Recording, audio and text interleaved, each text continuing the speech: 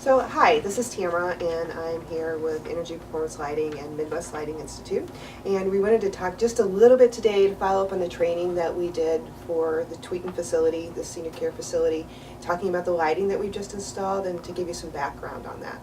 So this is the training for those who couldn't join us this week for the in-person training. I got a chance to talk with your coworkers, and we really enjoyed getting to go through your facility and talking about the new lighting that's in. So just to give a shout out to let you know, Michelle put a lot of work into getting the money to do this. You are the first nursing facility that has this outside of California that we're aware of, and we're really excited to share this with you, and we are looking forward to seeing what kind of benefits you find out of it. So let's get some background. Who remembers going to science class and they taught you about the eye and talked about rods and cones and night vision? I think we spent, when I was in high school, maybe a day talking about the eye. It wasn't something we spent a lot of time talking about.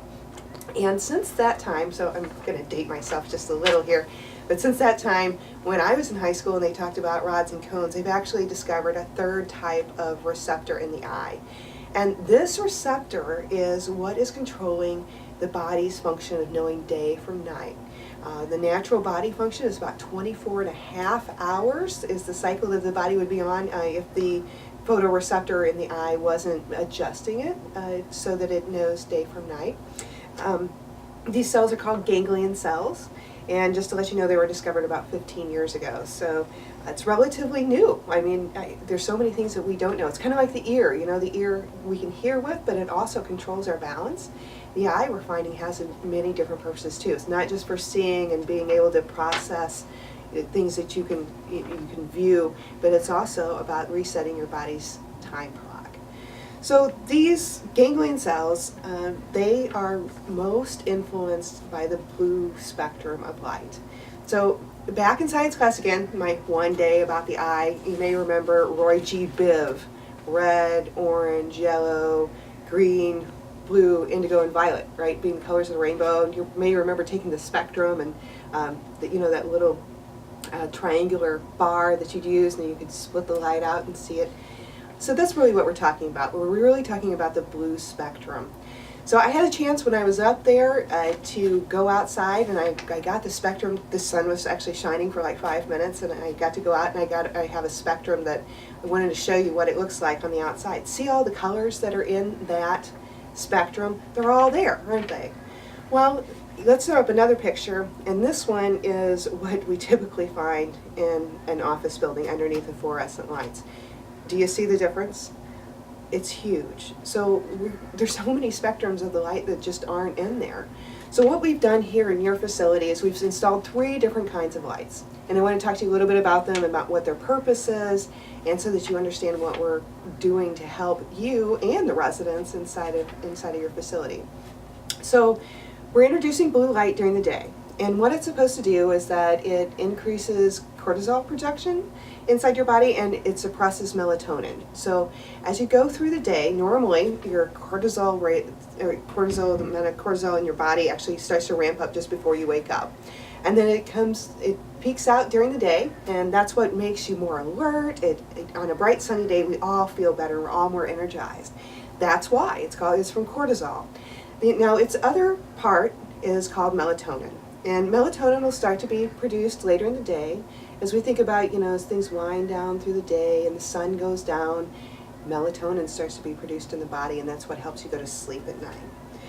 So what we're going to do in here is during the day, in the hallways, your hallway lighting is going to look very similar to the lighting that's above me right now.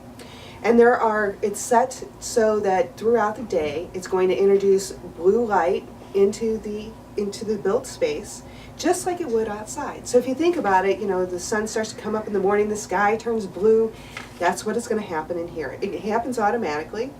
You do have controllers that are available on the wall, but it's all being controlled by a master system. And the idea is that let it do its own thing. What we're doing is we're basically replicating daylight inside of your facility. So what's going to happen?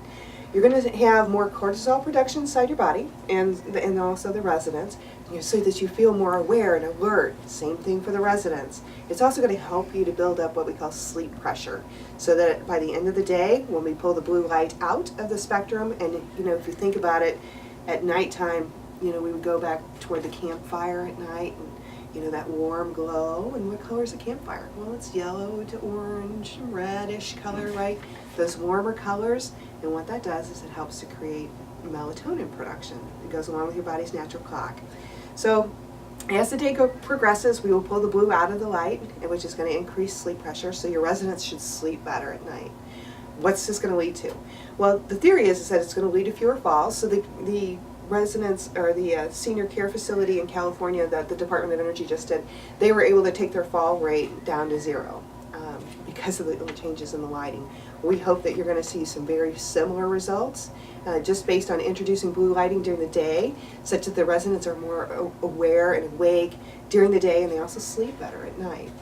So that's the first kind of lighting. It's in the ceiling, it's in the hallways and the open areas, and it'll change automatically throughout the day. And then at night, it's going to go way down in intensity, and the blue light's going to be pulled out of it. Now, if you do hit the switch on the wall at any time, like at night, let's say that there's an issue and you need more light than what's there, if you just hit the button, and the lights will come up and they will get brighter and have more of that blue color in there. And after a while, it does reset naturally to the program. But just to let you know, you always have the ability to override in case there's an issue where you need more light. But generally during the day, we anticipate that it should just flow and do its thing, introducing daylight. Now, the other part that we want to talk about, and this is the most important part, inside of the rooms, there are 2 fixtures on the wall, and they have an up light and a down light, and they're manually controlled. So this is where we need your help. The up light has a blue color to it, and that's the one we want to use during the day. So when you take breakfast in, or getting the residents ready to go to breakfast, what I want you to do is flip the switch on the wall. In general, that's going to turn your up light on, and the up light is blue. So remember, beginning of the day, the blue color, just like the blue sky and the sun coming up, that's what we want for the residents. So we want it to stay on that all day, and such that the residents are exposed to the blue light all day long. Now, when it's time for the last meal of the day, I call it dinner, supper, whatever you want to call it, the last meal of the day, as the residents are getting ready to go down to have that meal, or if it's being brought to them, then it's time to turn off the up light. So we need to turn that one off and turn on the down light. Now, on some of them, it's a pull cord that turns that down light on. On other ones, it may be a different switch, depending on the room that you're in. But always remember, up light, blue during the day, down light, the warm campfire color in the evening, just after your last meal. So that's very important. That's where we need your help, because if the residents don't get that blue light during the day, it's not going to help them to be more awake and aware, and it's not going to help them sleep more at night. So it's very important that they get that. And then also taking it out and putting the down light on at night is very important, or they're not going to want to go to sleep. And that's not good for anybody. Okay, so we talked about the hall lighting that's automatic. We talked about the room lighting that needs your help. Up lighting blue during the day, down lighting the warm yellowish campfire color at night. And the only other one that you have is right at the entryway. There's a single, what we call a can light. So it looks like a can, it's up in the ceiling, it's right at the entryway, and it has a dimmer on it. And what I want you to know is that you can set the dimmer. So let's say at night you just want to peek in on the resident, make sure they're okay. You can turn it all the way down on the dimmer switch and then flip the light on so that it doesn't come on and startle anyone, because we all know being woken up by a bright light in the middle of the night is not what you want, right? So you can turn that one down. That one doesn't have any blue in the spectrum either, just to let you know. It's there specifically for just illuminating that entryway into the patient's room, or the resident's room, so that you know that. So hopefully this gives you just a little idea about what we've put in and what the facility is doing. We're basically bringing daylight indoors, and it should have some very positive effects going forward. One of the things that Michelle and I talked about is that we will be sending out surveys about once a month for the next 3 months or so after everything's in, and I just want your feedback. It's very important to us to understand what's working, what's not working. If there's adjustments that need to be made, please let us know. And if you have other suggestions that it'd be better if, let's say, the lighting in the residence room was automatically controlled or something like that, yeah, it's good feedback too. Anyway, look forward to hearing from you. Thanks for spending some time with me today, and if you ever have any questions, ask Michelle, or she can get in touch with me on Tamara. Thanks, and have a great day.